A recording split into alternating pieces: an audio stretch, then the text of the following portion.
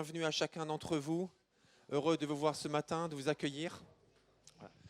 Comme une ombre qui te protège. Le soleil ne te frappera donc pas le jour, ni la lune pendant la nuit. L'Éternel te gardera de tout mal, il gardera ta vie. Et nous est dit à la fin, l'Éternel veillera sur toi pendant les allées et venues, dès maintenant et à jamais. Nous avons cette confiance que Dieu sera toujours à nos côtés. Béni sois-tu, Jésus. Béni sois-tu. Élevons la voix pour le louer, pour l'adorer. Amen, Jésus. Alléluia. Notre Dieu est fidèle. En toutes circonstances, il est toujours fidèle. Il ne change pas. Il reste le même. D'âge en âge, il règne. Nous devons nous confier à lui. Nous devons fixer nos yeux sur lui. Ce matin, nous allons entrer dans sa présence. Nous allons l'adorer, l'exalter, parce qu'il est Dieu. Il est le vrai Dieu. Alléluia.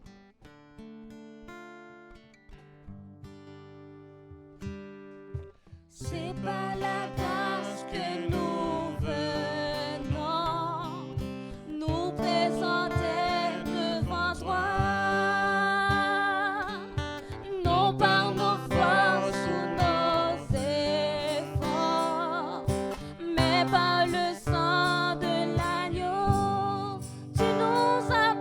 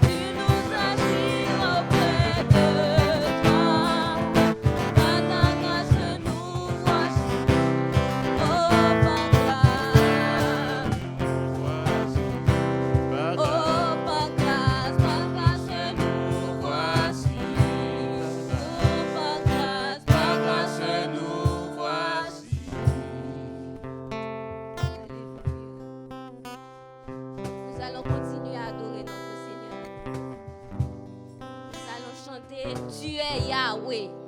Tu es Yahweh. Yahweh, c'est le nom de Dieu. Et nous allons chanter 2 chants. Il y a Tu es Yahweh et il y a Emmanuel. Emmanuel qui veut dire Dieu est avec nous. C'est le nom de Jésus. Nous allons adorer, exalter le nom de notre Dieu. Alléluia.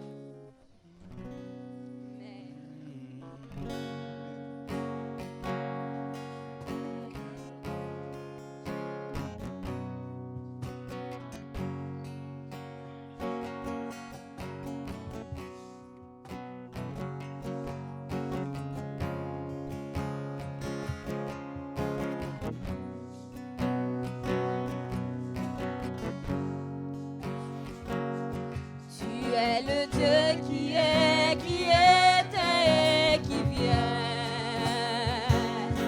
Jésus, Jésus, en toi je crois, ma vie est entre tes mains. Jésus, Jésus, tu es le Dieu tu es le Dieu qui est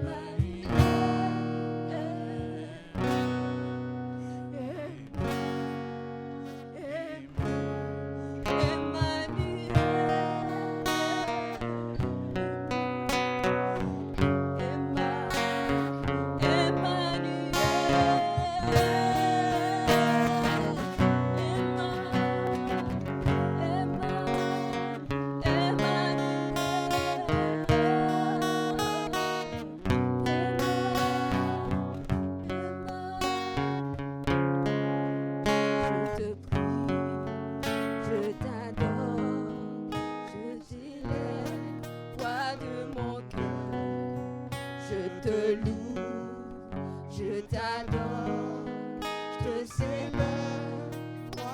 Oh oui, je te loue, je t'adore, je te célèbre. Oui, je te loue, je t'adore, je te célèbre. Oh oui, je te loue, je t'adore, je te célèbre.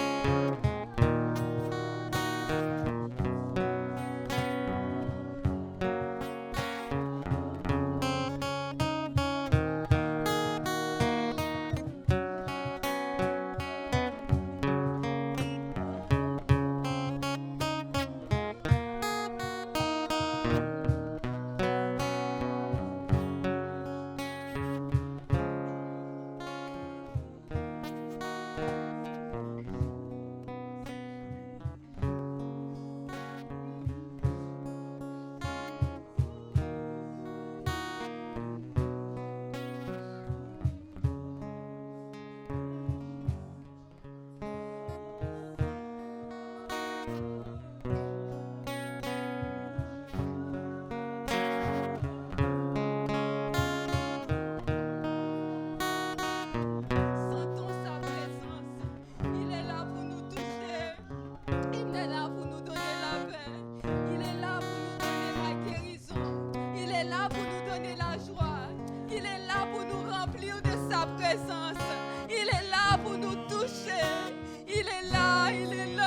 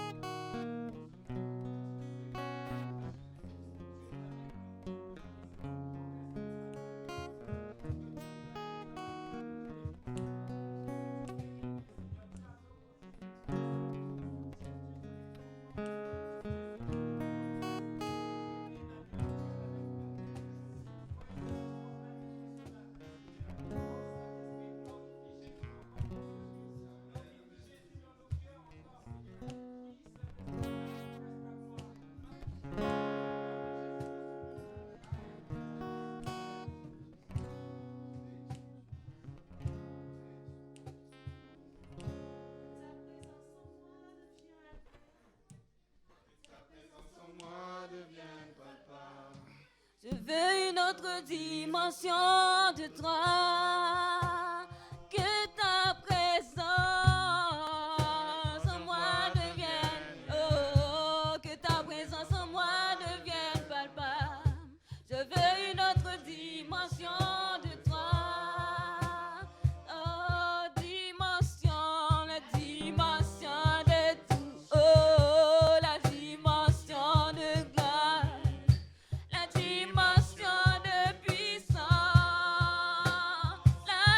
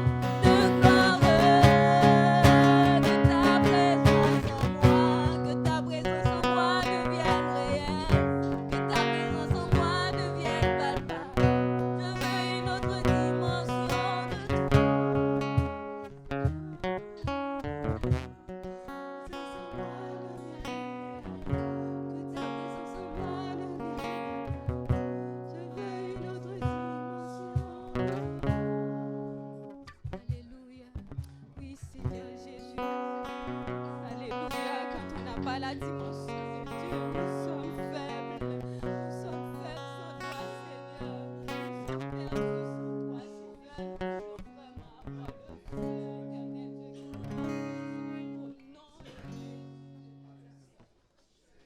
Alléluia.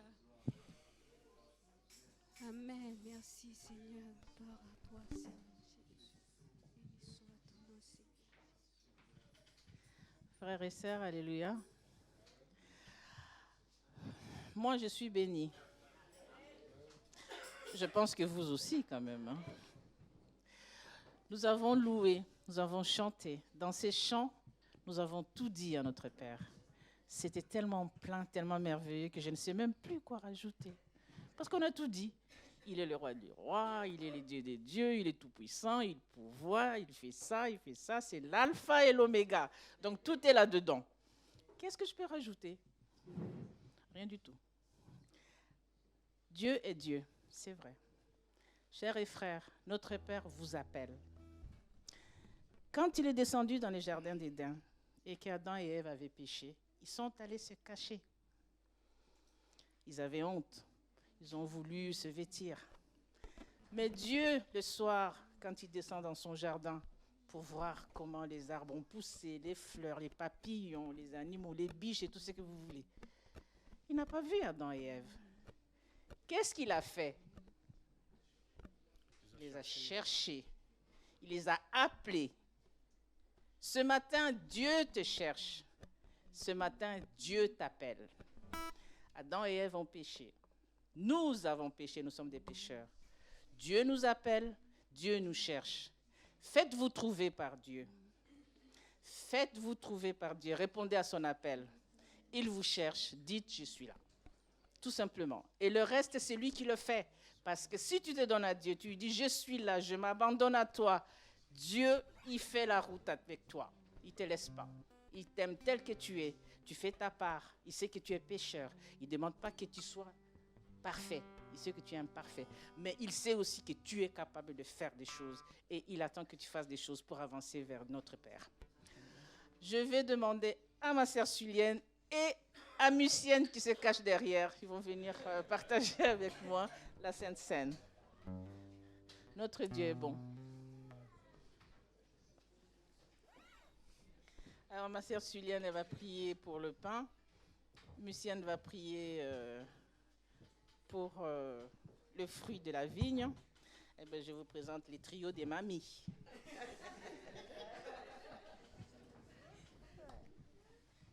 Père Saint, c'est dans ton amour que nous nous trouvons ce matin ensemble, dans la joie, dans la paix, dans cette consécration, dans ce moment de louange. Père, nous te remercions pour toutes choses que nous ne pouvons compter. Nous te remercions, Seigneur mon Dieu, pour ce pain qui représente ton corps, Père éternel, meurtri à la croix pour nous. Nous avons la vie aujourd'hui à travers, Seigneur, ce sacrifice. Et nous te sommes reconnaissants pour te donner la gloire. Merci pour toutes choses. Merci pour chacun de nous ce matin. Et ceux qui ne peuvent pas se joindre à nous, tu connais la raison. Nous te donnons la gloire, Père, en Jésus, par ton Saint-Esprit. Ta gloire. Amen.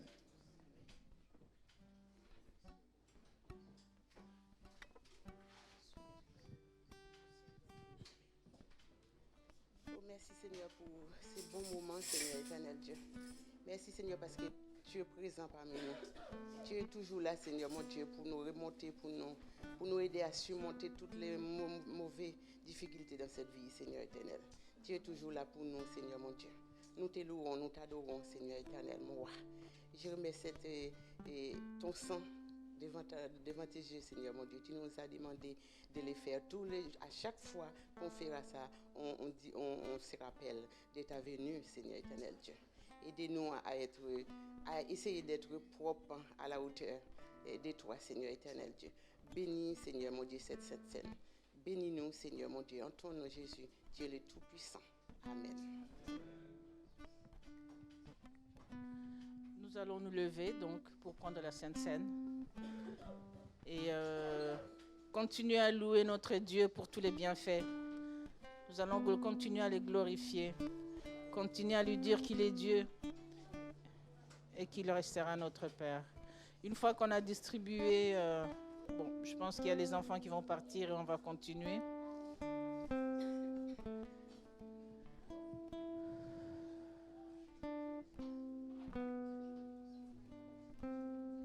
Les morceaux sont un peu gros. Je donne comme ça, ils seront rassasiés. Tiens, lui, c'est...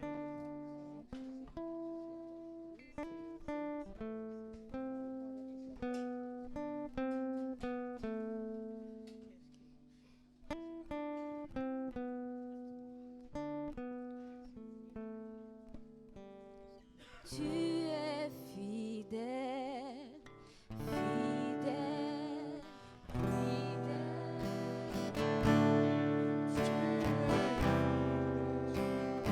fidèle à Tu es fidèle,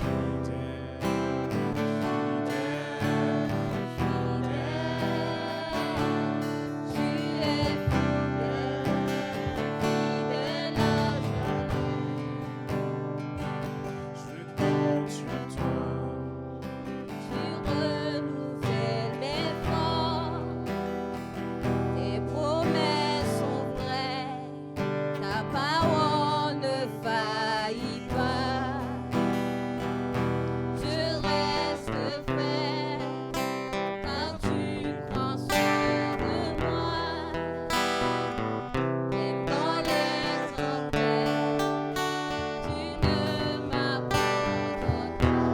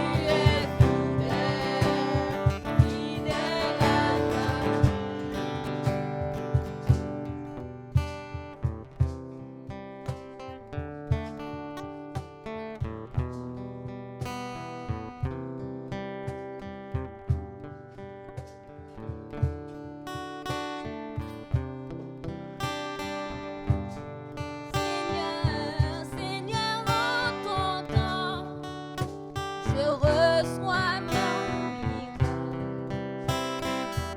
Oui, tu le feras dans ma vie. Seigneur, en ton temps, je reçois mon miracle. Oui, tu le feras dans ma vie, dans ma vie, oh dans ma vie, dans ma vie, oh dans ma vie, dans ma vie, oh dans ma vie, dans ma vie, oh dans ma vie, oh tu es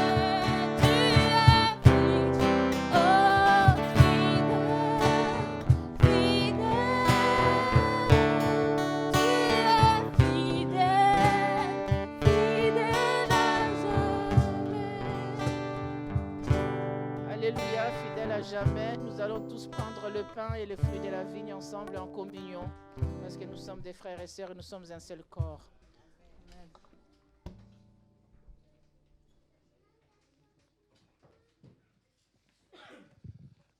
Gloire à Dieu.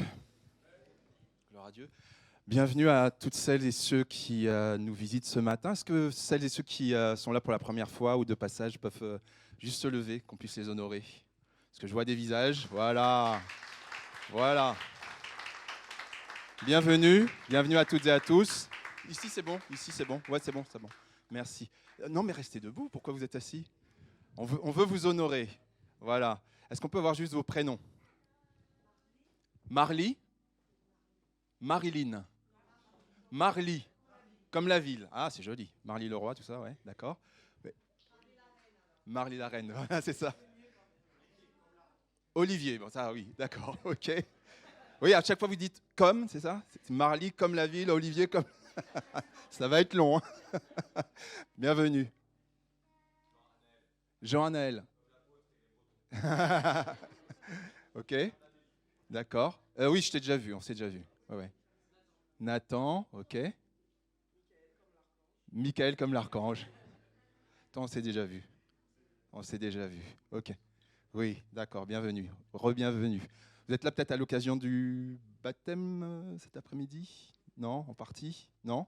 Ouais, vous êtes de passage. Ok. Super, bienvenue. Alors moi je suis Georges, vous avez dit votre nom, moi je dis mon nom aussi, hein. Donc je suis Georges. Le pasteur et son épouse sont absents aujourd'hui et on pense bien à eux aussi, ils avaient besoin de se reposer un petit peu. Vous pouvez vous asseoir. Merci. Alors, je suis une fois de plus très très content de pouvoir vous apporter ce message ce matin. Ce n'est pas la chose la plus importante le message le matin, hein, au culte. La chose la plus importante c'est la présence du Seigneur. La chose la plus importante, c'est la communion. J'ai bien aimé que tu parles de communion tout à l'heure. Elle est où, Julie? Elle est partie. Elle est là, Julie. Ouais. J'ai bien aimé que tu parles de communion, parce que dans les églises protestantes, on ne parle pas souvent de communion. C'est plus un mot qu'on entend dans d'autres types d'églises. Mais ça veut dire qu'on est unis avec le Seigneur. Ça, c'est vraiment important. Je vais vous demander maintenant à tous de vous lever. Tous. Alors, pourquoi je vais vous demander de vous lever ? Alors, que je me rappelle comment j'ai fait. Vous voyez ce que j'ai devant moi là? Je ne sais pas si la caméra peut zoomer. Ouais, c'est un échiquier. Voilà. Alors même si je ne vais pas vous apprendre à jouer aux échecs, hein, ce n'est pas le but, hein, c'est juste pour illustrer quelque chose. Les échecs, c'est l'un de mes jeux préférés. Voilà, pour plein de raisons, parce que c'est marrant, ça bouge tout le temps, enfin, etc. Le but du jeu, c'est de bloquer le roi. Okay, donc le roi, ici, il y en a deux. Il y a un roi blanc et il y a un roi noir. Les noirs contre les blancs, c'est comme ça. Ne cherchez pas à comprendre, c'est comme ça. Voilà. Il n'y a rien de raciste, c'est juste des couleurs. Point. Voilà. Et donc, le but, c'est que le roi ne puisse plus bouger. Est-ce que vous voyez le roi là? Ok. Alors, je ne sais pas si la caméra pourra le montrer. On va dire que le roi est ici. Vous imaginez, vous me suivez. Le roi, il a bougé. Chacun joue à son tour, d'accord? Le roi a bougé, il a fait ça. Hop. La tour lui fait ça. La tour, elle a le droit de prendre à l'horizontale ou à la verticale. Donc ça veut dire que c'est là, elle attaque le roi. Donc le roi ne peut pas rester en place. Il est en échec. Donc il doit à nouveau, c'est son tour de jouer, il joue ici. Ok? Il a le droit de bouger. Il ne bouge que d'une seule case à la fois. Et après, la tour, elle fait quoi? L'autre tour, elle fait hop, et pareil, elle peut prendre aussi à l'horizontale, d'accord? Et donc le roi, il est échec et mat. Il y a des joueurs d'échecs, c'est bien. Parce que pourquoi il est échec et mat? Parce qu'il ne peut plus du tout bouger. C'est-à-dire que s'il va là, puisqu'il ne peut bouger que d'une case, il est coincé, puisqu'il est sur la même ligne. Ici, c'est pareil. Ici, il est sur la ligne de l'autre tour, donc il est coincé, et la partie est terminée. Ok? C'est ça le but. Vous pouvez vous rasseoir. Est-ce que vous pouvez me retirer ça, s'il vous plaît? Ouais, merci. Bon, ce n'était pas une leçon d'échec, hein, c'était juste pour illustrer quelque chose. C'est qu'en fait, dans notre vie spirituelle, dans notre vie du quotidien, il y a des situations où on est coincé. On a beau faire aller à gauche, à droite, etc., on est coincé. On ne peut plus bouger. Alors, ce matin, je vais vous parler de la puissance libératrice de la louange. Quel rapport entre la louange et le fait qu'on soit coincé dans notre vie? A priori, il n'y en a pas. Et c'est la 4e et dernière prédication, vous voyez, culte 4. Donc c'est dans le cadre de la série qu'on a sur l'adoration, hein, les groupes de maison, les lectures qu'on a, etc., etc. Et en fait, ce matin, on va voir toutes ces situations, on a l'impression d'être coincé, ou peut-être que quelqu'un autour de nous est coincé. Et on voudrait l'aider, mais on ne peut pas, on ne sait pas. On ne sait pas du tout comment faire. Et c'est de ça qu'on va parler. Qu'est-ce qu'il faut faire quand je ne peux rien faire? Rappelez-vous de ça. Qu'est-ce que je peux faire quand je ne peux rien faire? On va prendre ce passage, s'il vous plaît, celui qui est affiché. Acte 16, versets 25 à 40. Vous allez le prendre, mais vous n'allez pas le lire. Vous allez le garder sous la main, vous retournez votre téléphone, vous retournez votre Bible, vous le cachez pour l'instant, parce que je vais vous faire participer. Mais ça va être notre passage de référence.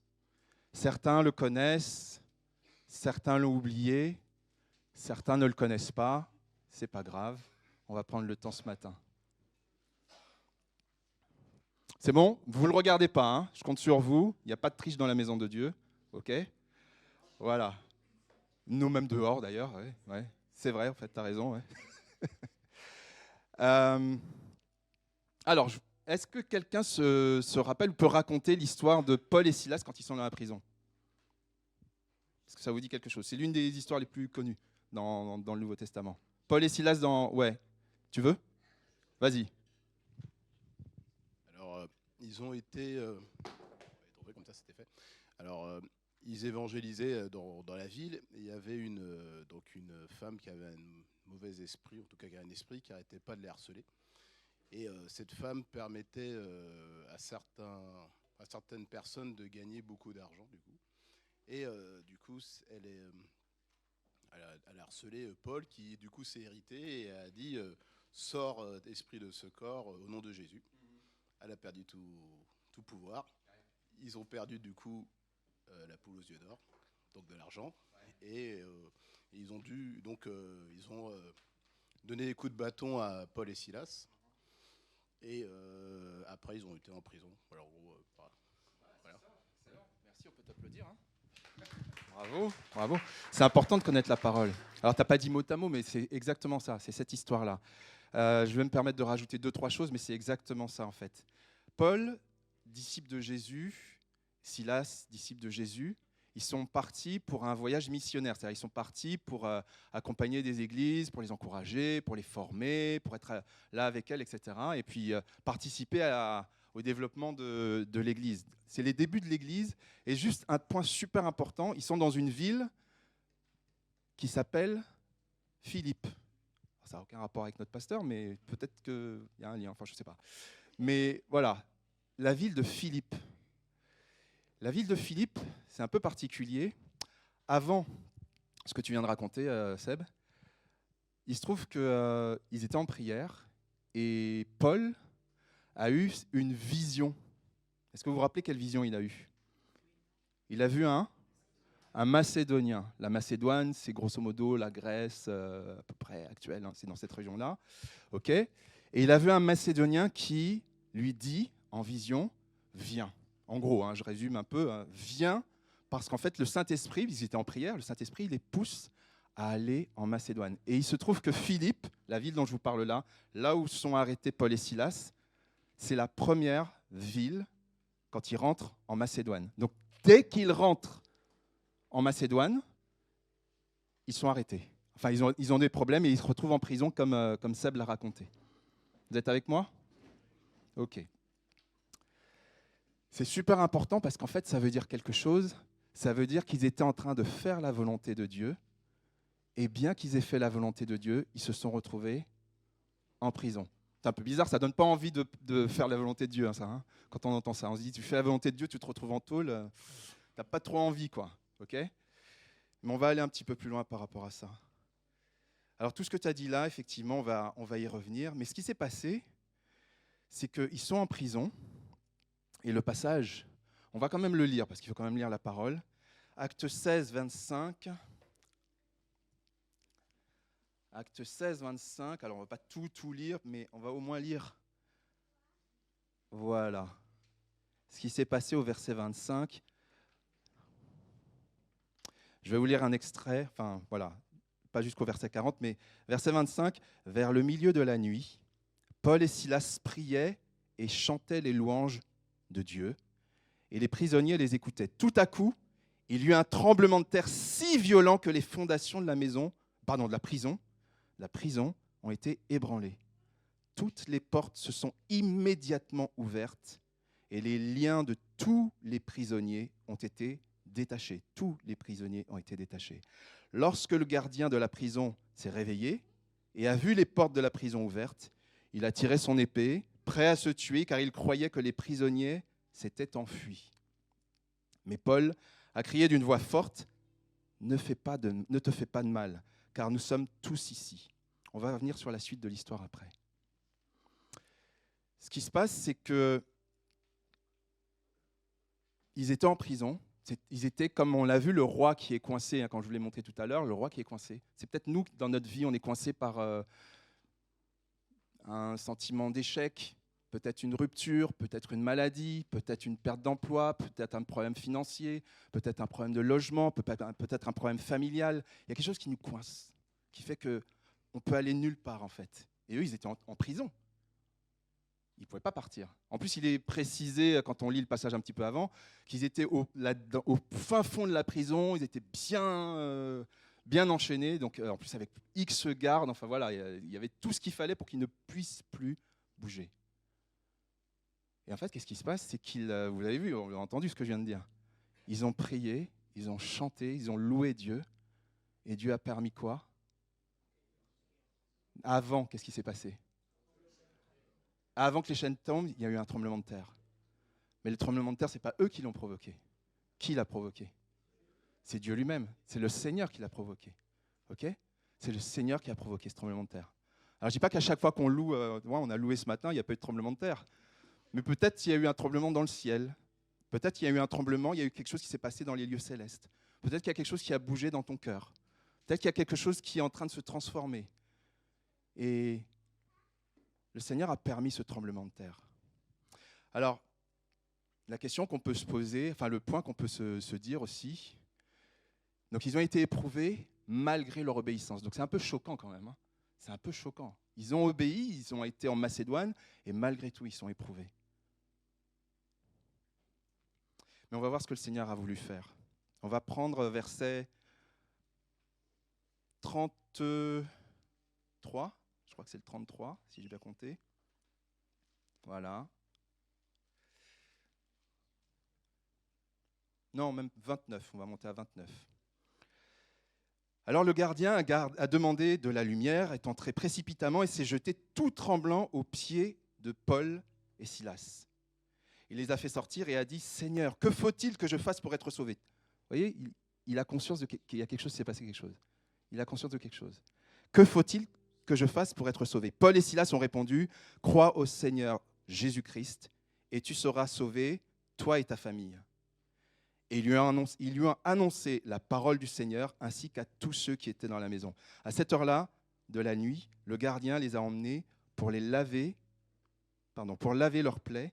Il a immédiatement été baptisé, lui et tous les siens. Après les avoir conduits chez lui, il leur a servi à manger. Il se réjouissait avec toute sa famille d'avoir cru en Dieu. Donc il a pris conscience qu'il s'est passé quelque chose. Il les a ramenés chez lui. Il a reçu la parole de Dieu. Il a été tout de suite évangélisé. Il a tout de suite reçu le témoignage de ce que Paul et Silas avaient à lui apporter. Tout de suite, il n'y a pas de délai. Il n'y a pas de « on va voir plus tard, on prend rendez-vous dans 2 semaines ». C'est tout de suite. Et tout de suite, moi, ça me fait quelque chose d'entendre ça. Tout de suite, il a été baptisé. Il était prêt. Son cœur était prêt. OK ? Et lui et toute sa famille. Je ne fais que paraphraser, mais c'est important de revoir ça parce que c'est important de voir la puissance de ce que Dieu fait. Dieu a permis, on est sur le sujet de la puissance libératrice de la louange. On va y venir, on y vient petit à petit.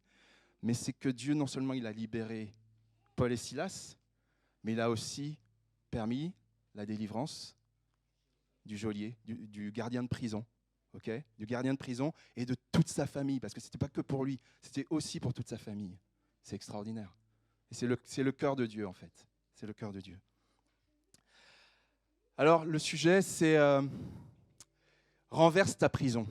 En fait, ce que Paul et Silas ont fait, ils n'en avaient peut-être pas totalement conscience, je pense. Je ne suis pas sûr que quand ils ont commencé à chanter, à prier, ils s'attendaient à ce qu'il y ait un tremblement de terre, etc. Mais ce que nous, on peut comprendre aujourd'hui de cette histoire, c'est renverse ta prison. Moi, je renverse ma prison. Toi, tu renverses ta prison. Renverse ta prison.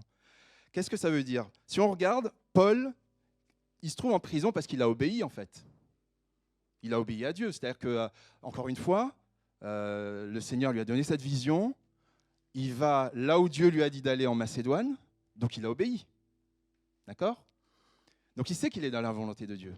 Même s'il est en prison, même si tu es dans une difficulté, même si tu es dans un moment où tu sens que tu es coincé, si tu sais que tu es dans la volonté de Dieu, sois en paix. Parce que tu sais que tu es dans la volonté de Dieu.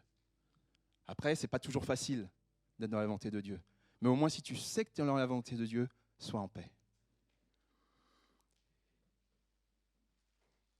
Et peut-être que ça t'est déjà arrivé de savoir que tu fais la volonté de Dieu, que tu as eu des confirmations. On peut se comparer à la vie, peut-être si on pense à Joseph qui se retrouve en prison alors qu'il sait qu'il a fait la volonté de Dieu.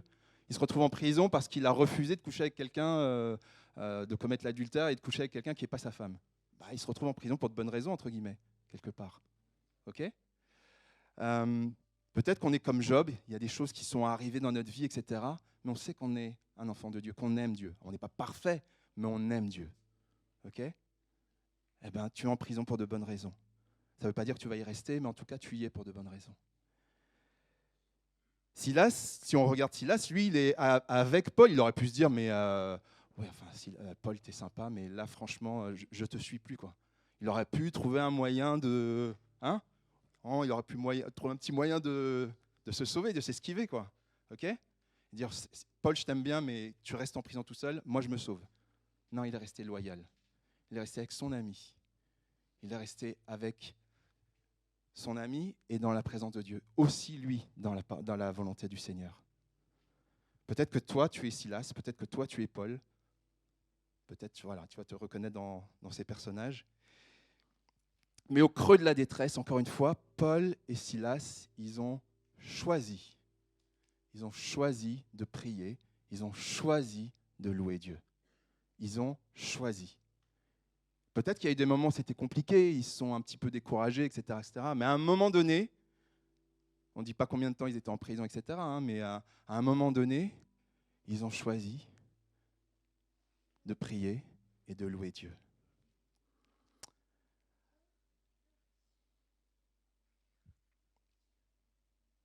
Il y a une chose qu'on peut voir. Alors, il n'y a aucune indication, il y a très peu d'indications de temps. Par exemple, quand on lit ce passage, on voit, verset 25, vers le milieu de la nuit. Après, on ne sait pas combien de temps tout le reste a duré, 1 heure, 2 heures, 6 heures, on n'en sait rien du tout. C'est peut-être pas le plus important, mais quand même, moi, ça m'a un peu interpellé. Je me suis dit, mais moi, vous savez, j'aime bien la musique. Je suis passionné de musique, comme beaucoup le savent ici. Et en musique, il y a quelque chose d'important, c'est le tempo, c'est le timing. Okay ? On joue 1, 2, 3, 4. Et après, il y a des silences. Et après, voilà, on continue à jouer. Voilà, il y a une rythmique. Okay ? Et puis surtout, c'est très important, surtout quand on joue, quand on chante à plusieurs. Parce que s'il y en a un qui va plus vite, l'autre qui va moins vite, ça devient n'importe quoi. Ça devient la cacophonie, quoi. Okay ? Moi, j'ai l'impression qu'il y a un timing de Dieu.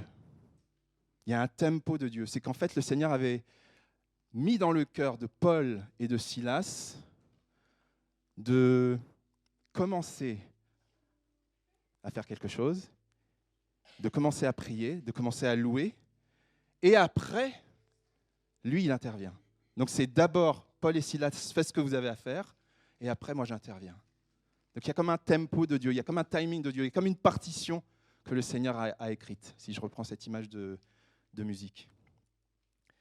Et en fait, moi, ça m'interpelle, parce qu'en fait, ce que je comprends au travers de ça, ce que je crois qu'on peut tous comprendre, c'est n'attends pas que quelque chose se produise avant de louer Dieu, mais loue Dieu avant qu'il se produise quelque chose. Ok ? Je le redis, n'attends pas que quelque chose se produise avant de louer Dieu, mais loue Dieu avant qu'il se produise quelque chose. Ok ? Le avant est super important, c'est une question de timing. Qu'est-ce que je choisis de faire avant ? J'attends qu'il se passe quelque chose pour louer Dieu ou je loue Dieu avant qu'il se passe quelque chose ? Là, cette histoire-là, elle nous dit exactement ce qu'il faut faire. Alors le défi que j'aimerais qu'on se pose là, dans notre cœur, on n'est pas obligé de parler, hein, on peut juste le dire dans notre cœur ou après le culte ou quand on veut, mais prochainement, c'est pense à cette situation où tu sembles emprisonné, tu crois que tu es coincé. Tu as une situation dans ta vie, peut-être que c'est une rupture, c'est un problème de santé, un problème de travail, de logement, de relation, de solitude, peu importe le sujet. Tu sens que tu es coincé. Tu sais que tu es coincé, tu vois que tu es coincé. Mais plutôt que d'attendre qu'il se passe quelque chose avant de remercier Dieu, je voudrais te proposer un défi. Il y a 5 possibilités. Je ne les ai pas écrites, mais écoute juste. Peut-être une chose que tu pourrais faire, peut-être que tu l'as déjà faite, mais une chose que tu peux faire, c'est de renoncer au raisonnement. Les raisonnements, et si ceci, et si cela, et si je termine tout seul, et si j'ai plus d'argent, et si cela. Et puis en plus, tu en parles autour de toi, et puis tu répands ton inquiétude, ok ? Tu répands ton inquiétude autour de toi. Oh là là, je ne vais pas m'en sortir, ça va être difficile, etc., etc. Et si, et si, et si, et si. Les raisonnements, hein, voilà. On sait où ça nous amène tout ça. Ça nous amène vite à la dépression et au découragement, très très vite. Et en plus à ne plus croire en Dieu. Peut-être qu'une chose que tu peux faire aussi, c'est de faire une pause. Faire une pause. Dire, Seigneur, je ne te demande plus rien, je ne te dis plus rien, tu as déjà tout entendu, tu connais la situation mieux que moi, ok ? Je fais une pause, je veux juste te déposer ça. Je prends le temps de te déposer mon fardeau. Mais déposer, je le dépose vraiment. Après, je le lâche. Vraiment, je le lâche. Donne-moi la force de le lâcher, parce que j'ai vraiment du mal à le lâcher. Ça me fait trop mal. Ça peut être la prière aussi qu'on peut faire. Seigneur, aide-moi à te déposer mon fardeau. C'est ça qu'ils ont fait, Paul et Silas. Hein. Ils ont déposé. Et puis, c'est de demander, voilà, c'est de demander au Saint-Esprit, ce que je viens de dire, de te révéler, de me révéler, parce que moi aussi, hein, j'ai des situations, je suis comme vous, hein, de te révéler, de me révéler, Saint-Esprit, comment je dois prier. Je t'ai déjà prié en long, en large, en travers, en profond, dans l'espace, sous la terre, j'ai parlé à tout le monde, etc. Ça ne bouge pas. Saint-Esprit, comment je dois te prier ? Qu'est-ce que tu attends ? Qu'est-ce que je dois comprendre ? Je prends le temps d'écouter. Silence. Il y a cette parole, je crois que c'était il y a quelques semaines, on a eu cette parole que je crois que c'était Amélie qui l'avait apportée. Arrête et sache que je suis Dieu. Arrêtez et sachez que je suis Dieu. Je crois que c'est Dieu au pluriel. Arrêtez, c'est un psaume. Hein. Arrêtez et sachez que je suis Dieu. À un moment donné, c'est fait pause. Encore une fois, en musique, on ne parle pas tout le temps. On ne chante pas tout le temps. On ne joue pas tout le temps. De moment, il y a des silences.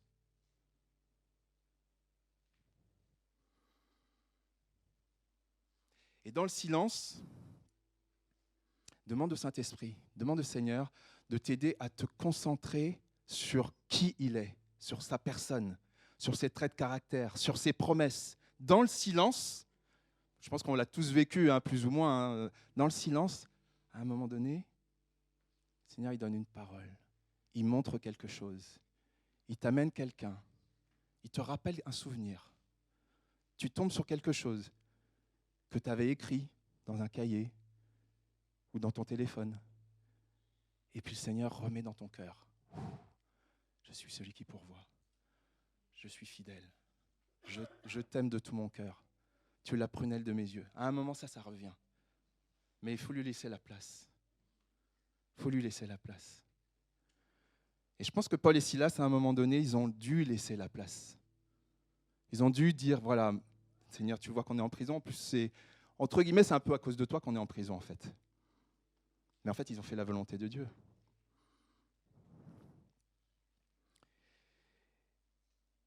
Et parfois, et parce qu'on sait très bien que ce n'est pas si simple, ce n'est pas point 1, point 2, point 3, point 4, point 5, à un moment, il faut lutter, il faut tenir. Parce que la tentation de s'inquiéter, la tentation de parler autour de soi, la tentation de ceci, de cela, de douter, etc., elle revient.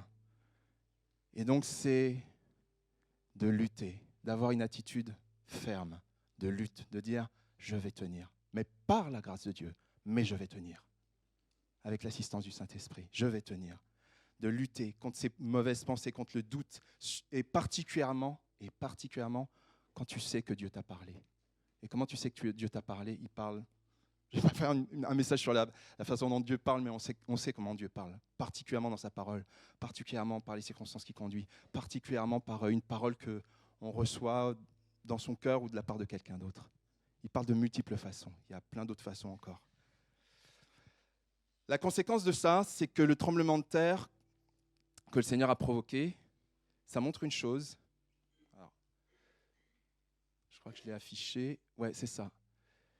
C'est vraiment garder ça comme une parole forte. C'est un tremblement de terre, je ne sais pas dans quel pays, mais ne laisse pas ta prison ébranler les fondements de ta foi, mais permets plutôt à ta foi d'ébranler ta prison. C'est ta foi qui doit ébranler ta prison. Si c'est ta prison qui ébranle ta foi, il y a un problème. C'est ta foi qui doit ébranler ta prison. Ma prison aussi. Alors, ce qui est fort, c'est que le Seigneur, il aime l'adoration. Il siège au milieu des louanges de son peuple. Il aime quand on est en relation avec lui. Il aime quand on réalise combien il nous aime et on répond à son amour. L'adoration, c'est répondre à l'amour de Dieu. C'est d'attribuer à Dieu la valeur qu'on a compris qu'il a dans notre vie, dans notre cœur. Et Dieu aime ça. Dieu aime ça. Et la question qu'on peut se poser aussi, c'est combien vaut ton adoration pour Dieu? Quelle est la valeur de ton adoration pour Dieu? Notre adoration, elle a une valeur aux yeux de Dieu. Vous avez vu la référence là, Hébreux 13, 15. Qui peut nous la lire, s'il vous plaît? Hébreux 13, 15.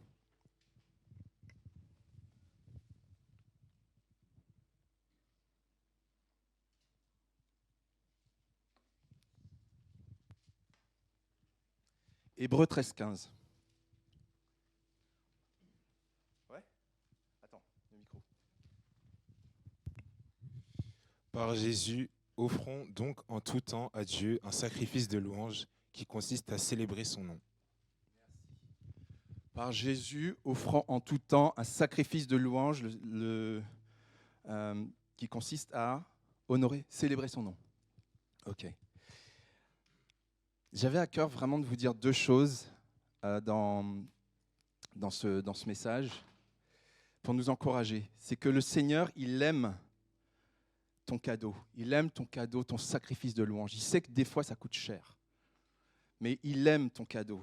Il aime cette louange parce qu'il sait que dans cette louange, dans cette adoration, il va être en présence avec toi. On a chanté Emmanuel tout à l'heure. Je ne connaissais pas le chant, j'ai découvert. Emmanuel, ça veut dire Dieu est avec nous. Ça veut dire que dans l'adoration, tu vas vivre vraiment que Dieu est avec toi. Mais à un moment, il faut laisser de côté beaucoup de choses. Laisser des inquiétudes, laisser des raisonnements, laisser peut-être des fréquentations, laisser peut-être certaines occupations.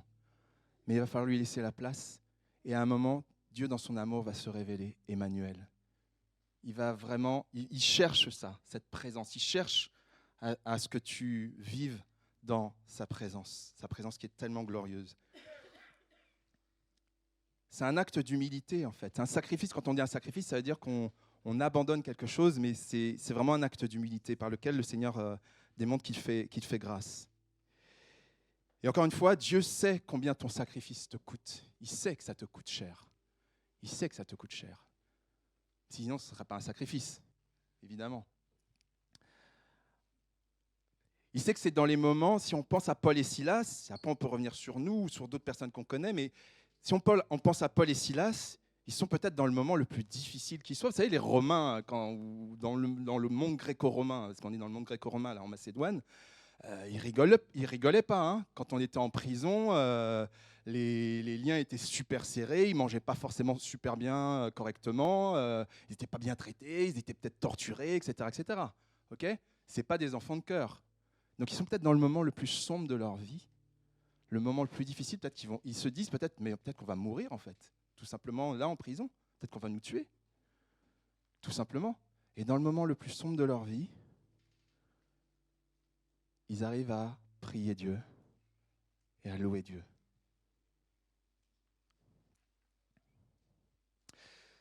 Tout le monde peut adorer Dieu quand tout va bien, ça c'est facile. Mais c'est plus difficile quand notre foi est en jeu, quand on nous empêche de nous réunir comme ici. Il y a plein de chrétiens dans le monde, on le sait.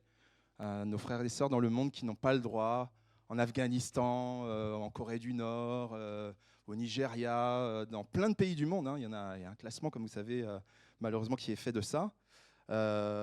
C'est facile de louer Dieu quand tout va bien, mais c'est plus difficile quand tout semble s'écrouler. Et pourtant, nos frères et sœurs dans ces pays-là, c'est ça qu'ils font. Ils prient et ils adorent Dieu. C'est facile, tout le monde peut adorer Dieu quand le compte en banque est bien garni, quand il y a suffisamment au début, au milieu et à la fin du mois. Parce que des fois, dès le début, il n'y a plus rien, dès le milieu, il n'y a rien, et à la fin, il n'y a plus rien. Okay, bon, à la fin, qu'il n'y ait plus rien, c'est presque normal, mais bon, voilà. Et encore. Bon, bref. Mais c'est facile quand le compte est bien garni de louer Dieu. C'est plus difficile quand on est dans la difficulté, où on sait que peut-être on saute un repas sur 2, sur 3, on ne mange pas comme on voudrait, on ne fait pas ce qu'on voudrait, etc. Et on arrive à louer Dieu et à adorer Dieu et à faire confiance au Seigneur. C'est facile, tout le monde peut adorer Dieu quand il est en bonne santé, hein, mais c'est plus difficile quand il te manque l'essentiel, la santé. On a des témoignages de guérison, on attend aussi des guérisons et on prie pour certaines guérisons. Amen, et on y croit parce que le Seigneur est tout-puissant. Là, je vous ai mis l'image de quelqu'un, alors on en parle assez souvent, vous connaissez peut-être. Vous savez qui c'est? Ouais? Nick, ouais. Le nom, il est difficile, ouais. Nick, on va l'appeler Nick. Non, c'est Nick Vujicic. C'est un évangéliste, un orateur très connu qui a une 40aine d'années, qui voyage dans le monde entier. Et comme vous le voyez, alors vous voyez bien, c'est pas un trucage, c'est pas ChatGPT ou Dali qui a fait ça. C'est vraiment comme ça qu'il est. Il est né sans bras et sans jambes. Il a un moignon de pied, mais il est né sans bras et sans jambes. Et il est papa de je ne sais combien d'enfants. Je crois qu'il doit avoir 4 enfants, ouais, c'est ça. Et il est marié. Enfin, il a une vie extraordinaire, quand bien même il a ni bras ni jambes. Et il fait des choses incroyables. Okay, mais lui, il communique la joie, il communique le fait que Dieu fait des choses extraordinaires. Il a même dit qu'il ne voulait pas que Dieu le guérisse, que Dieu lui donne des membres, voilà, des bras, ou que la médecine permette je ne sais pas quoi. Non, il veut rester comme ça parce qu'il est un témoignage. Il est un témoignage et il sait que Dieu l'aime malgré ce handicap. Okay, donc c'est facile de louer Dieu quand on est en bonne santé, mais ça a de la valeur aux yeux de Dieu quand c'est plus compliqué. Alors, il y en a qui vont me dire, oui, Paul, Silas, Nick Vujicic, l'église persécutée, etc. Ouais, ils sont au top, quoi. C'est des héros de la foi. Voilà, bon, ça, c'est des exceptions. Il y en a 10 comme ça dans le monde, quoi. Mais moi, non, moi, c'est pas moi. Ça, enfin, hein, on a du mal à se dire qu'on est à ce niveau-là, quoi. Okay, mais c'est pas une question de niveau, en fait. C'est pas une question de niveau. C'est pas une question de niveau. Et je voudrais vous dire juste 7 petites choses. Ouais, je les ai écrites. Voilà. Toi, tu peux te dire peut-être oui, mais Paul et Silas, ils sont comme ceci. L'église persécutée, elle est comme cela. Nick Vujicic, il est comme cela, machin.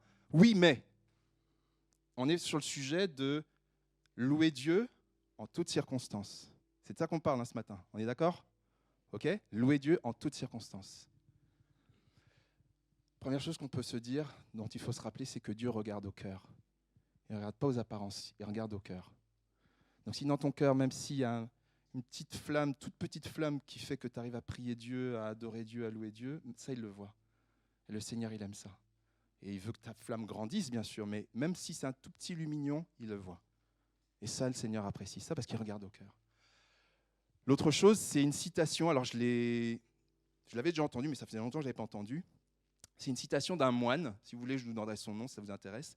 Un moine du XIIe siècle qui dit « La raison pour laquelle on aime Dieu, c'est Dieu lui-même. Et la mesure de cet amour, c'est de l'aimer sans mesure. » Il écrivait bien le moine quand même, hein, pas mal, hein. Il était inspiré, je trouve. Je vous le redis. La raison pour laquelle on aime Dieu, c'est Dieu lui-même, et la mesure de cet amour, c'est de l'aimer sans mesure. C'est qu'en fait, notre adoration, c'est une manifestation d'amour. Et donc, le Seigneur a mis dans notre cœur de l'aimer sans mesure. On a aussi, alors vous pouvez me dire, oui, mais Paul et Silas, oui, mais oui, mais on a le même esprit, le même Saint-Esprit que Paul et Silas. C'est le même esprit qui était en eux, qui est en nous. Donc, il n'y a pas de différence. Je puis tout par celui qui me fortifie, dit la parole, en Philippiens 4. On peut se dire, mais on peut se penser que oui, eux oui, mais moi non en fait. Mais ça revient en fait à dire que Dieu ment en fait. Que Dieu ment, c'est-à-dire qu'il nous promet d'être avec nous jusqu'à la fin du monde. Il nous promet d'être avec nous dans les pires circonstances. Et nous on dit, non mais ça c'était pour Paul et Silas. Mais moi, ma vie, tu ne la connais pas. Moi, c'est plus dur que Paul et Silas. Bon, je ne sais pas si on peut comparer. Tu peux te dire oui, mais tu ne te sens pas capable, en fait. Tu ne te sens pas capable d'adorer Dieu quand c'est difficile. Mais c'est justement ça la bonne nouvelle, que tu ne te sens pas capable, en fait. Parce que ce n'est pas une question de toi, c'est une question de lui. Si tu es en train de te dire « je ne suis pas capable d'adorer Dieu », ok, c'est possible que tu ne sois pas capable. Mais il s'agit de lui, il s'agit de regarder à lui. Il s'agit de se dire « mais moi, je ne suis pas capable de me sortir de ma situation. Je suis comme le roi qui est coincé là sur le jeu d'échecs. Mais Dieu, il est capable de me sortir de ma situation. Lui, il est capable. Donc moi, je vais me concentrer sur celui qui est capable. Je ne vais pas me concentrer sur celui ou celle qui n'est pas capable. Je vais me concentrer sur celui qui est capable. Amen. Qui est le Tout-Puissant. Et même si tu trouves que Paul et Silas, ils ont un niveau, ils sont au top, etc., etc., rappelle-toi d'une chose. Rappelons-nous d'une chose. Je me le dis à moi-même. C'est comme, je ne vais pas raconter l'histoire, mais je vous renvoie à une histoire qui est, pour ceux qui notent, dans 1 Chronique, chapitre 21, verset 24. 1 Chronique, chapitre 21, verset 24. C'est l'histoire de David, qui, en fait, avait la possibilité d'acheter un champ pour offrir un sacrifice. Et en fait, la personne qui possède le champ lui dit « Non, mais je te le donne ». Il a dit « Non, non, je n'offrirai pas à l'Éternel un sacrifice qui ne me coûte rien. Je veux payer, parce que je veux que ça me coûte quelque chose d'offrir quelque chose à Dieu. » Ok ? Et pourquoi dire ça ? C'est que le sujet, c'est justement d'offrir, comme Raphaël l'a lu tout à l'heure, un sacrifice, d'offrir quelque chose qui a de la valeur, quelque chose qui te coûte. Et si ça te coûte, ça a de la valeur aux yeux de Dieu. Si ça ne te coûte rien, si c'est les centimes que tu as au fond de ton porte-monnaie, enfin je sais pas, ou de ta carte, parce que les porte-monnaies ça n'existe plus trop, mais au fond de ta carte, les quelques centimes qui restent sur ton compte, bon, tu as fait quelque chose. Mais par contre, si c'est quelque chose qui te coûte un petit peu, je ne suis pas en train de dire qu'il faut se sacrifier, il faut donner tout son argent, il faut être un petit peu raisonnable bien sûr, mais si tu sais que c'est quelque chose qui, voilà, ça te demande un petit effort, ou du temps avec quelqu'un, ou quoi que ce soit, qui est un sacrifice pour toi, eh bien, ça a de la valeur aux yeux de Dieu. Le Seigneur le voit. Le Seigneur sait ce que ça t'a coûté. Et Dieu t'aime et il veut que tu grandisses. Ça, c'est la dernière raison. Il veut que tu grandisses. Il veut que toi et moi, on grandisse dans sa connaissance, dans notre relation avec lui, dans notre relation avec les autres. Qu'on vive des choses qu'on n'aurait même pas pensé, des choses qui nous paraissent impensables. Vous pensez que Paul et Silas, ils croyaient vraiment que la prison, il y aurait un tremblement de terre, ils seraient libérés et tout ça ? Franchement. Vous pensez qu'ils le croyaient, ça ? Je pense qu'ils ont été surpris. Je pense qu'ils ont été super surpris. Alors, ce que je vais avancer un petit peu, c'est encore un encouragement, c'est la dernière partie, c'est vraiment un encouragement, c'est tiens bon, adore Dieu. C'est vraiment, on peut se retrouver dans des situations qui paraissent sans issue, qui paraissent même des fois injustes ou trop compliquées. Mais vraiment, si on reprend un petit peu tout ce qu'on a dit depuis tout à l'heure, je voudrais redire 3 choses. Il y a des choses que je dis et que je redis, c'est fait exprès, c'est vraiment pour que ça rentre, pour qu'on les garde, voilà, et qu'on en fasse quelque chose. Première chose qu'on peut faire, c'est de prendre une décision radicale. C'est de prendre une décision radicale, comme Paul et Silas, ils ont choisi, ils ont choisi de prier. Prier, c'est parler et écouter Dieu, c'est les deux, on parle et on écoute Dieu quand on prie. Ils ont choisi de prier, ils ont pris une décision radicale, plutôt que de bouder. Ils ont choisi de louer Dieu plutôt que de paniquer. Ils auraient pu paniquer. Ils ont choisi de louer Dieu. Ils auraient pu s'inquiéter, mais ils ont plutôt choisi d'adorer. Donc à un moment donné, il faut être radical. Il faut faire un vrai choix. Il faut dire, ce sera comme ça, ce ne sera pas autrement.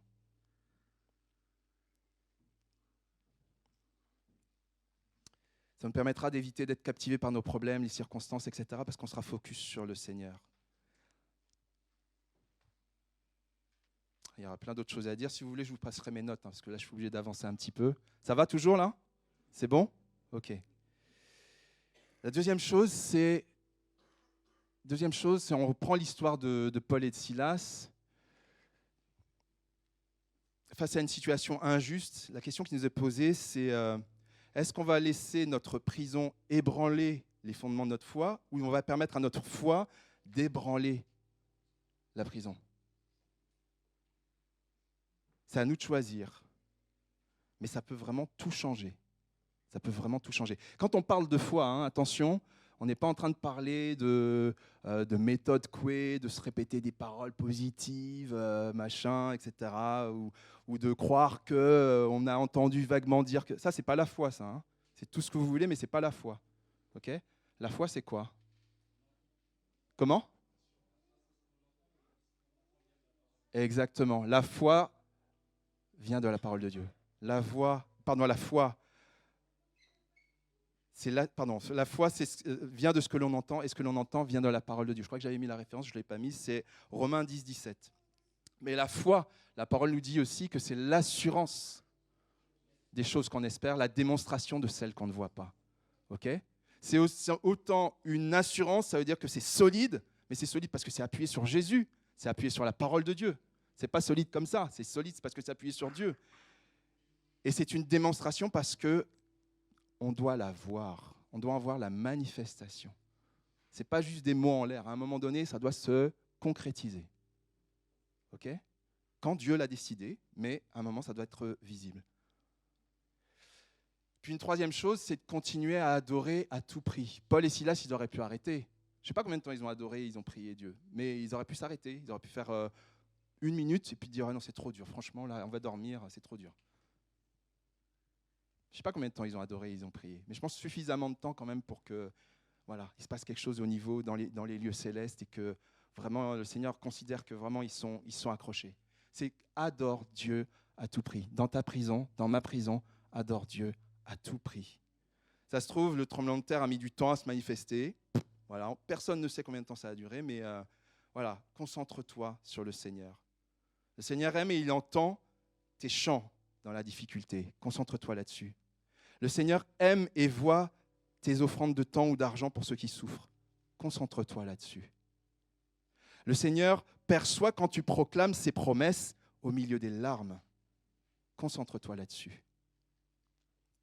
Du coup, il y a une expression qu'on trouve dans le livre qu'on est en train de lire là, sur l'adoration. C'est que ma louange soit la bande-son de ta vie. La bande-son. Vous voyez, dans un film, il y a une bande-son. Il y a une petite musique de fond. À certains moments, il y a la musique qui revient, qui exprime des choses, etc. Mais que ce soit vraiment en fond. La louange, c'est ça. C'est toujours présent. L'adoration. Bref, pour tenir bon comme Paul et Silas, et j'ai bientôt fini, le Seigneur nous montre qu'il nous faut être radical. Le Seigneur nous montre qu'il nous faut une foi, de mobiliser une foi qui ébranle notre prison. Ce n'est pas la prison qui ébranle notre foi, c'est notre foi qui doit ébranler la prison. Et le Seigneur nous montre de nous concentrer sur le Seigneur et tout ce qui lui fait tellement plaisir. Alors on s'est demandé au tout début, qu'est-ce qu'il faut faire quand je ne peux rien faire ? Alors, je crois que j'ai une diapo pour ça. Ouais, c'est ça. Qu'est-ce qu'il faut faire quand je ne peux rien faire ? L'histoire de la libération de Paul et de Silas nous montre une chose, c'est que le Seigneur permet parfois l'épreuve, même quand tu marches dans sa volonté. Vous vous rappelez, Paul qui devait aller en Macédoine, et il est en Macédoine, et bim, il est arrêté.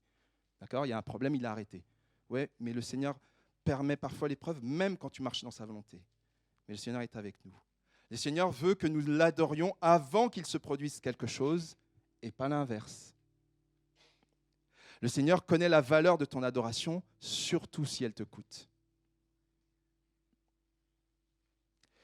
Et le Seigneur t'encourage, m'encourage, te rappelle, me rappelle comment tenir bon dans l'adoration, quelles que soient les circonstances. Alors du coup, la question qu'on peut se poser, mais qui es-tu dans cette histoire ? Est-ce que tu es Paul ? Dans la difficulté, il agit bien, il obéit, et puis tu es Paul. Est-ce que tu es Paul ? Je ne vous demande pas de répondre dans votre cœur, on répond dans notre cœur. Est-ce qu'on se reconnaît plus dans Paul, parce qu'il est obéi, il fait la volonté de Dieu, etc. Et puis, mais il se retrouve dans une difficulté. Moi, je t'encourage, et je pense que le Seigneur nous encourage ce matin à continuer à prier, ou à commencer, si ce n'est pas le cas, à prier, à parler à Dieu. Prier, encore une fois, c'est parler, écouter. Parler, écouter. Faire silence, écouter, parler. Voilà, c'est un dialogue. Prie et chante à ton Dieu. Le Seigneur entend. Continue si tu as commencé. Peut-être que tu te reconnais plus dans... Attends, juste, super important, si tu continues à ça, le Seigneur nous dit, il nous montre, il y a d'autres passages dans les paroles qui le montrent, que le Seigneur finit par ouvrir les portes, que le Seigneur finit par te libérer, que le Seigneur finit par faire bouger les fondations de ta prison et que cette prison, elle s'écroule.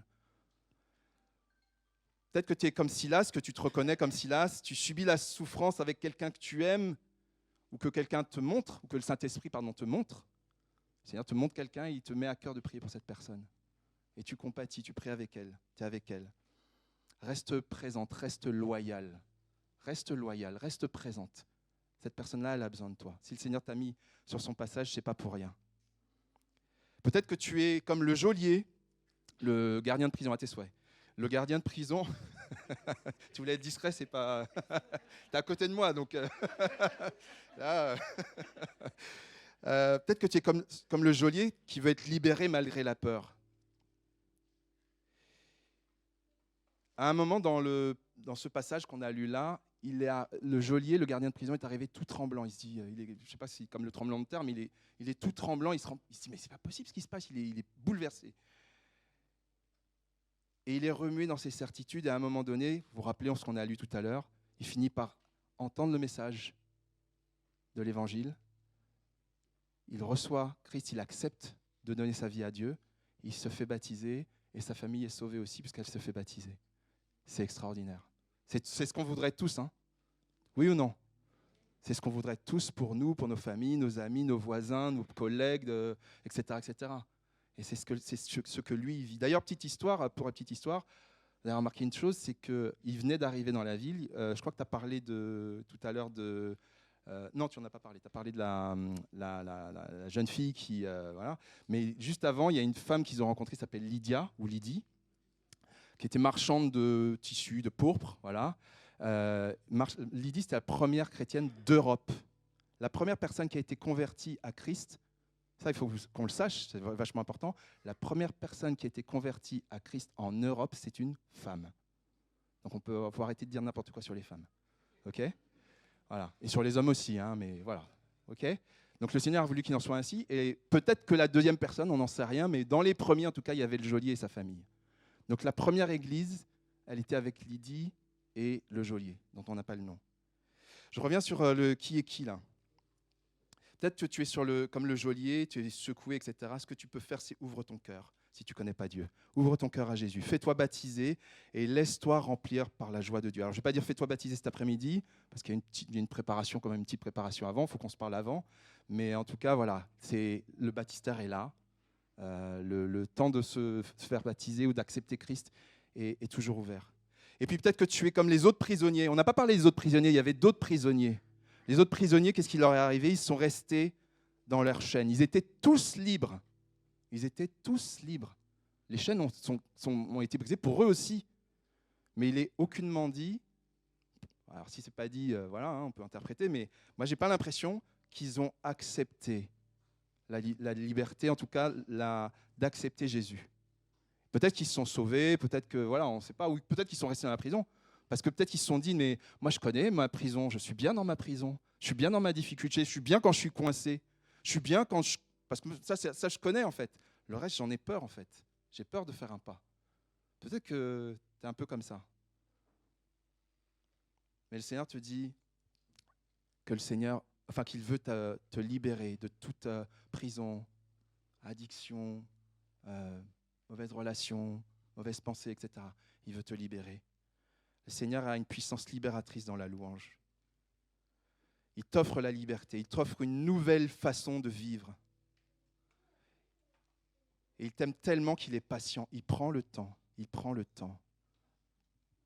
d'aller te chercher. Il prend le temps. Seigneur, nous te bénissons. Je te remercie. Je te remercie parce que humblement au travers de moi, de celles et ceux qui ont contribué à ce message. Dieu Saint puissant, je te loue, je te glorifie de ce que tu parles à chacune et chacun de nous ce matin. Tu connais nos cœurs, tu connais nos vies, tu vois celles et ceux qui se sentent coincés, comme piégés, comme emprisonnés dans des pensées, dans des actes, dans des attitudes, dans des mauvais choix. Mais Seigneur, tu es venu pour libérer les captifs. Tu es venu pour libérer, Seigneur, et je te loue, je te glorifie de ce que tu veux libérer, de ce que tu libères encore. Tu libères encore ce matin. Seigneur, je te remercie pour ta présence. Tu es présent parmi nous. Saint-Esprit de Dieu, merci de libérer les cœurs maintenant, de libérer de toute pensée, tout raisonnement qui rend captif. Tu es venu pour libérer les captifs, pour briser les chaînes, Seigneur, comme tu l'as fait pour Paul et pour Silas. Seigneur, nous croyons que tu es tout-puissant. Nous savons que tu veux agir et nous te bénissons pour ton amour. Nous comptons sur toi. À toi soit toute gloire, Dieu Saint. Et je te rends grâce et gloire de nous donner de voir, Seigneur mon Dieu, ton action. Parce que c'est vrai que la foi est l'assurance des choses qu'on espère. Et c'est ça que nous espérons. C'est la démonstration de celles qu'on ne voit pas. Mais tu vas nous démontrer les choses. Tu agis déjà et tu veux continuer à agir. Parce que tu es un Dieu de grâce. Je veux proclamer ta grâce ce matin, Seigneur. Tu me pousses à proclamer ta grâce dans la vie de plusieurs ce matin. Il n'y a plus aucune condamnation pour ceux qui sont en Jésus-Christ. Je te loue, je te rends grâce et gloire, Dieu Tout-Puissant. Manifester ta grâce, Seigneur mon Dieu, que toute culpabilité disparaisse. Qu'il y ait repentance, qu'il y ait un dialogue entre toi et chacune et chacun qui est concerné.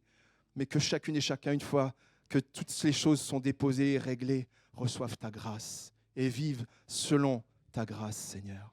À toi la majesté, à toi la gloire et l'honneur, dans le beau et grand nom de Jésus-Christ. Amen. Amen, amen. Amen. J'en ai fini pour ce matin. Alléluia.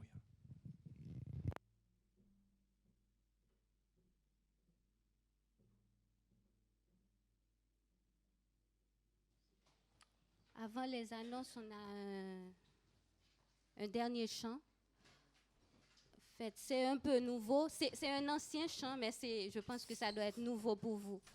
Mais je vous prie, si vous ne connaissez pas le chant, écoutez ou lisez les paroles. Et je crois que ça va vraiment vous parler. Entre-temps, on va passer aussi les paniers des dîmes et offrandes. C'est la continuité de la louange. On adore Dieu avec tout notre être, avec tout ce qu'on a. Donc, je demande à Sarah de faire passer les paniers pendant qu'on chante ce chant. Et aussi, vous pourrez retrouver Joël aussi si vous voulez utiliser le terminal de paiement.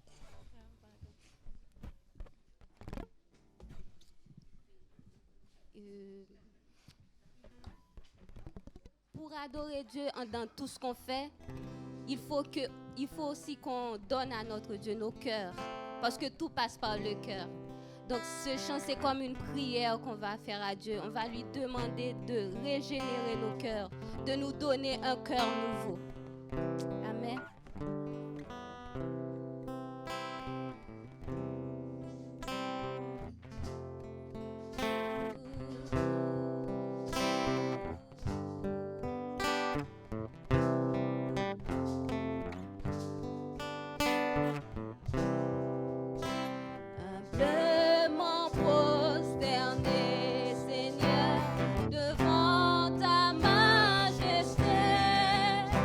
Je veux un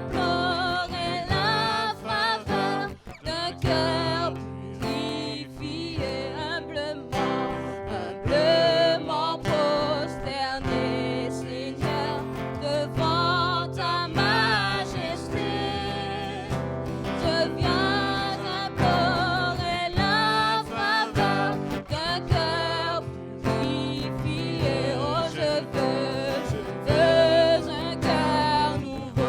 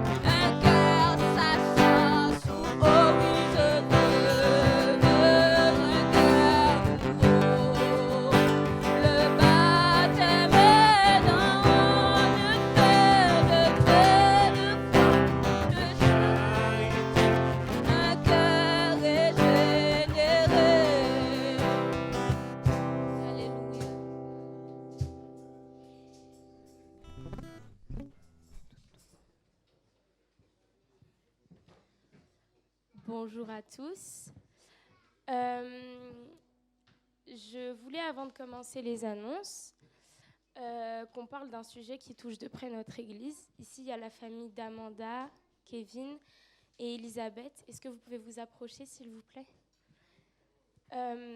Pour ceux qui ne sont pas au courant, est-ce que quelqu'un peut résumer, s'il vous plaît ?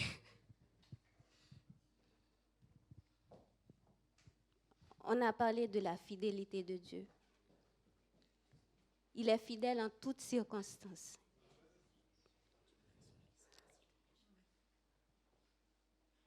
Amanda, je ne sais pas si vous avez vu dans les journaux qu'il y a une petite qui est tombée dans l'Oise qu'on n'a pas encore retrouvée. Mais nous savons que notre Dieu, il est fidèle. Rien n'est impossible à Dieu. Nous ne nous avons pas vaincus. Ce sont ses enfants. Et la petite fille, c'est notre Charity. Elle a l'habitude de venir à l'église avec elle. C'est notre enfant. Je sais que dans nos cœurs, chacun d'entre nous, nous savons ce qu'elle traverse. Donc du coup, on va prier. On n'a pas encore trouvé. Donc, du coup, il y a encore de l'espoir. Rien n'est encore perdu.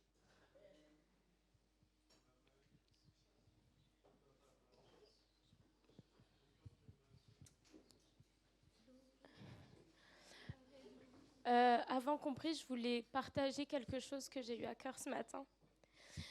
On parle souvent, déjà, c'est bientôt Pâques. Jésus est mort et il est ressuscité au bout de 3 jours. On parle de Lazare.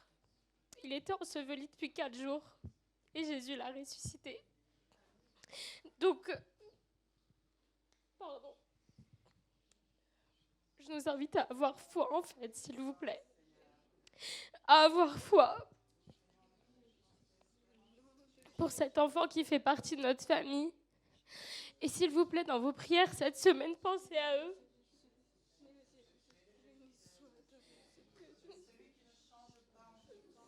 Seigneur Jésus, en cette semaine de Pâques qui symbolise ta résurrection, on veut s'attendre à toi. Tu es vivant, éternel, tu es vivant. Tu es le même hier, aujourd'hui, éternellement. Je te prie pour Kevin, Gabriel, Amanda, Seigneur, Elisabeth, que tu puisses vraiment les fortifier, les bénir tout particulièrement. Et je te prie pour Charity, Seigneur, cette petite fille que tu connais, que tu as créée, éternel. Que ta volonté soit faite, mais nous voulons nous attendre à toi, toi qui as fait tant de promesses, Seigneur. Toi qui as fait tant de promesses. Vraiment, que tu nous donnes cette compassion, Seigneur Jésus, qui nous incite à prier sans relâche. Et je te prie vraiment pour cette famille, Seigneur. Cette famille, qu'elle trouve le repos en toi, éternel. Qu'elle trouve le repos en toi. Mais Seigneur, que notre foi reste attachée à tes promesses. Seigneur Jésus, que nous ne nous avons pas vaincus parce que tu as le dernier mot et que tu es fidèle et que tu es bon, éternel. Amen. Aujourd'hui, à 15h, nous aurons le baptême d'Annabelle. Donc c'est vraiment un sujet de joie. Bon, elle est partie. Mais du coup, on vous encourage à revenir parce que c'est vraiment... on accueille une nouvelle petite sœur dans la famille, donc vraiment, on vous invite à être là pour la soutenir. Ensuite, cette semaine, du mardi au vendredi, on aura notre dernière session de groupe de maison autour du thème l'adoration comme mode de vie. Donc pareil, on vous encourage à y aller. C'est des moments conviviaux où on est en petits groupes. Donc chacun peut s'exprimer. Puis c'est l'occasion de faire connaissance dans un autre cadre que l'église. Ensuite, dimanche 31, c'est déjà Pâques et le changement d'heure. Donc changez bien vos horloges pour être à l'heure. De 7h30 à 8h30 aux 12 colonnes, chaque année, il y a une célébration de Pâques avec les églises de l'agglomération. Donc on se retrouve avec des fidèles d'autres assemblées des alentours et les pasteurs aussi. Donc c'est des moments où on prie, on loue pour la ville, etc. Donc c'est vraiment des temps forts et On vous encourage à être là. À 10h30, on aura notre culte de Pâques, mais au Caméléon. Il n'y aura personne ici. Il faut aller au Caméléon et on vous encourage à inviter vos proches, votre famille, même des gens qui ne connaissent pas Dieu, puisque c'est vraiment un culte plus accessible. Donc, c'est vraiment l'occasion d'inviter. C'est des événements sur lesquels on reviendra prochainement, mais juste une piqûre de rappel. Le 1er juin, on aura notre kermesse de la paix. Donc, c'est un événement où on aura besoin de votre mobilisation. C'est de 14h à 16h. Prochainement, les stands vous seront communiqués pour que vous puissiez vous inscrire dans un stand que vous souhaiteriez tenir.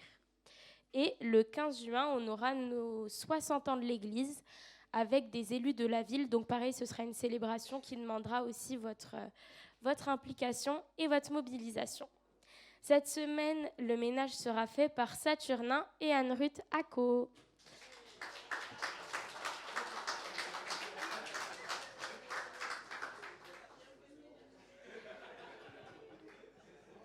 Je vais prier pour clôturer le culte, donc je vous invite à vous lever.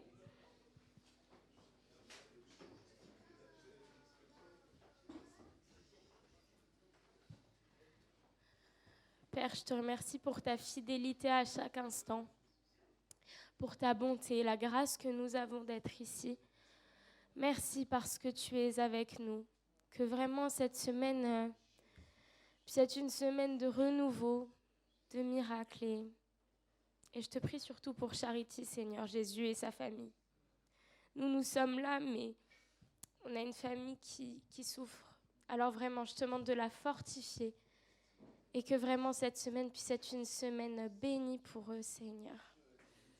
Une semaine où ils ressentent ta présence, Seigneur, plus que jamais. Une semaine où tu les accompagnes, tu les fortifies. Et pourquoi pas une semaine de miracles, Seigneur Jésus, où le miracle tant attendu se produit. Que ton nom soit glorifié, Seigneur Jésus, parce que tu es bon.